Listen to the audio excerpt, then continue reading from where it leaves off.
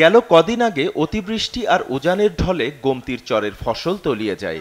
গত বছরের বন্যায় গোমতী চরের কৃষকরাই সবচেয়ে বেশি ক্ষতির মুখোমুখি হয়েছিলেন, যার ক্ষত এখনও কাটিয়ে উঠতে পারেননি তারা। এবারও পানি বেড়ে চরে ডুবেছে লাউ, করলা, মিষ্টি কুমড়া, মূলা সহ অন্যান্য শাকসবজি। এসব ফসল ফলানোর জন্য কৃষকরা লোন নিয়েছিলেন বিভিন্ন ব্যাংক থেকে। এখন ফসল হারিয়ে দুশ্চিন্তায় চরের কৃষকরা।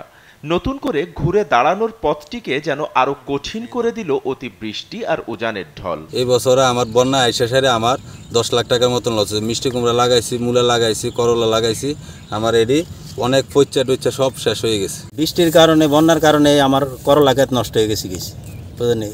এই একটা কাটাও দিতে পারছি না, এই মাত্র ফলন আইছে, এই ফলনে আমার সবগুলো নষ্ট হয়ে গেছে। করলা, ভেন্ডি, তারপর হচ্ছে আপনার ঝিঙ্গা, বিভিন্ন আইটেম মিলে এই যে 6 শতক জায়গা করতে যাই আমার মোটামুটি 11 লাখ টাকার উপরে আমি ব্যাংক থেকে ঋণ নেওয়া।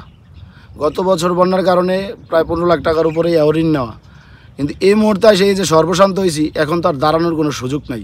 জেলার সদর উপজেলার গোমতীর চলে জালিয়াপাড়া, টিক্কারচর, বুড়িচং উপজেলার কাচিয়াতল, ভান্তি এলাকাগুলোতে ক্ষতি হয়েছে বেশি। জেলা কৃষি অধিদপ্তরের মতে এবছর অতিবৃষ্টি আর পাহাড়ি ঢলে আউশ ধানের ক্ষতি হয়েছে 11,586 হেক্টর জমি। রোপা আমনের বীজগুলো ক্ষতি হয়েছে 487 হেক্টর। শাকসবজির ক্ষতি হয়েছে 1350 হেক্টর জমি, যার মধ্যে গোমতীর চরে রয়েছে 120 হেক্টর জমি। কৃষি অধিদপ্তর আরও জানায়, এখনও পুরোপুরি ক্ষতি নিরূপণ সম্ভব হয়নি। আরও দিন দুয়েক পর পুরো হিসেব নিকেশ করা যাবে। গেল বছরের বন্যার পর কৃষকদেরকে প্রণোদনা দেয়া হয়েছে।